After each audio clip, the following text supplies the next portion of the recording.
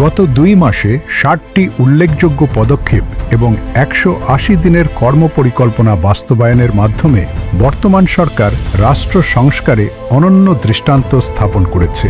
প্রধানমন্ত্রী তারেক রহমানের নেতৃত্বে 2034 সালের মধ্যে $1 ট্রিলিয়ন অর্থনীতি গঠনের লক্ষ্য নিয়ে 5 বছর মেয়াদী কৌশলগত কাঠামো প্রণয়ন করা হয়েছে এবং বিদেশি বিনিয়োগ সহজ করতে কেন্দ্রীয় ব্যাংকের কড়াকড়ি শিথিল করা হয়েছে।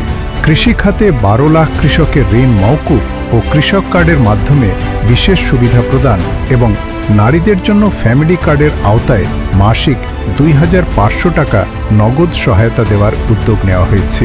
প্রশাসনিক ও আইনি ক্ষেত্রে 133টি অধ্যাদেশ নিষ্পত্তি এবং মানবাধিকার রক্ষায় কঠোর পদক্ষেপ নেওয়া হয়েছে। পাশাপাশি 35 মেগাওয়াট সৌর বিদ্যুৎ জাতীয় গ্রিডে যুক্ত করা, 20,000 কিলোমিটার নদী খনন এবং 5 বছরে 25 কোটি বৃক্ষরোপণের বিশাল কর্মসূচি শুরু হয়েছে। প্রবাসী কল্যাণ ও কর্মসংস্থানে বিশেষ গুরুত্ব দিয়ে প্রবাসী কার্ড চালু, হজ খরচ কমানো এবং ইউরোপের নতুন শ্রমবাজারের জন্য চুক্তি স্বাক্ষরের উদ্যোগ নেওয়া হয়েছে। উচ্চশিক্ষার জন্য জামানতবিহীন ব্যাংক গ্যারান্টি এবং সরকারি শূন্যপদ পূরণে সুনির্দিষ্ট কর্মপরিকল্পনা গ্রহণের মাধ্যমে সরকার জনকল্যাণে এক শক্তিশালী অঙ্গীকারের প্রতিফলন ঘটিয়েছে।